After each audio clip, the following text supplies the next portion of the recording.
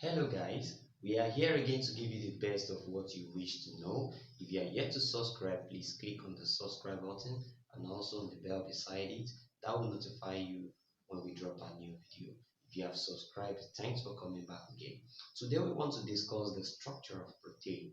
And everyone is familiar with the word protein as one of the classes of food, but yet we want to discuss the structure associated with protein molecules. Now, we have four structures associated with molecules and the structures are, we have the primary structure. We also have the secondary structure. We have the tertiary structure. We have the tertiary structure, and we also have the quaternary structure. Quaternary structure. So however, these structures will be discussed in this video. Let's start with this primary structure. We need to explain what protein is all about and the molecules which happens to be the component of protein. We have the simplest unit of protein to be amino acid. Amino acid happens to be the monomer of protein, which is the simplest molecule of protein. Now, when we talk about the amino acid, like they are the monomers of protein, when we're trying to link two or more amino acids together, you are meant to form peptides. When you link these together, the linking of more of these together produce peptides. Now, linking of more peptides together, we form polypeptides. So these polypeptides sometimes are called protein, or probably when you have more of polypeptides, that could be called protein. So protein is a gigantic molecule that has the relative molecular mass of about 10,000, at least 10,000. That is the least relative molecular mass of a protein molecule. So now, considering the arrangement of what I've just sketched here, we have the amino acid, which happens to be the monomer, the simplest molecule. So now the bond that is associated with joining of amino acids together are called the peptide bonds. So the peptide bonds are the one that joins the amino acid together to eventually form the peptides. And at the end of the day, we have more peptides joined together to form the protein molecules. Now, when we talk about the primary structure of protein, the structure of protein which involves the linking of the amino acid together, which is just the residual of amino acid. When you link them together and you give them a link to produce the peptides, are the primary structure of protein. So we can have something of such nature that when we have the disulfide bridge of the protein, that involves the joining together of amino acid using the disulfide bridge or interaction. So that is primary structure. We have secondary structure of protein. Something very common to the secondary structure of protein. They are always spiral in nature or provincial. Let's take it this way. They are only spiral in nature. They take this spiral across the chain. So across the longest chain, they are always spiral in structure, and these represent the secondary structure, of which most secondary structured protein are called the fibrous protein. Simply because they have this spiral structure. Simply because they have the spiral structure, they call them the fibrous protein, and they belong most especially to the secondary structure of talking about the structural classification of protein. So they belong to the secondary structure of protein. Now, basically, we want to discuss what tertiary structure is all about. So this is just what we call the secondary structure. So let's move to the tertiary. Now, for tertiary structure of protein, I would explain this in a little bit detail because I think that is just the major concern of this video.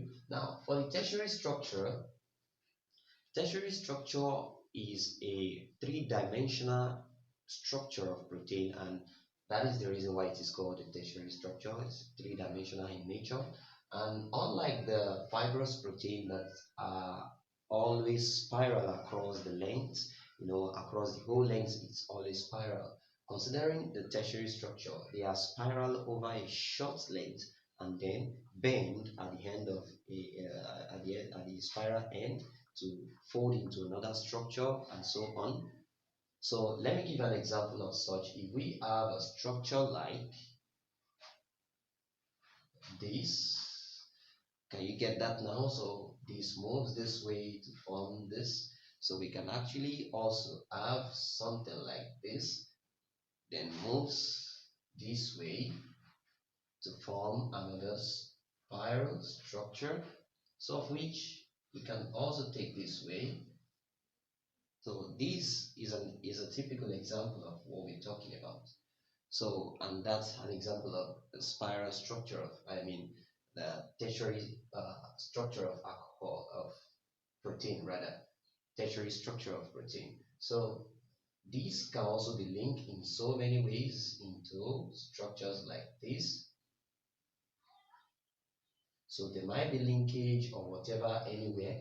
And considering the structure of which I draw here, you would see that some parts are spiral while some parts are taking different other kind of pattern or structures. So this is an example of a tertiary structure. And however, what leads to this structure? If we have to consider what leads to this structure, we would see that in the secondary, we might have only one interaction between the structural molecule. So and that enables the spiral structure, which is the only single structure along. But looking at the tertiary, we have so many interactions along the molecules which give rise to this particular structure. I think this is just a schematic diagram of what we're talking about. So this structure now is formed as a result of some interactions along the chain of the molecules. And considering that we have some interactions, which is most importantly, we have the hydrogen bond. Hydrogen bond is responsible for the structure. Hydrogen bond is one of those interactions along the structure that enables this. And we also have the hydrophobic interaction. The hydrophobic interaction. So this hydrophobic interaction enables the structure, most especially when in aqueous solution, they tend to attract water molecules. So that is their hydrophobic nature. Then we have the hydrophilic nature. We have the hydrophilic interaction rather.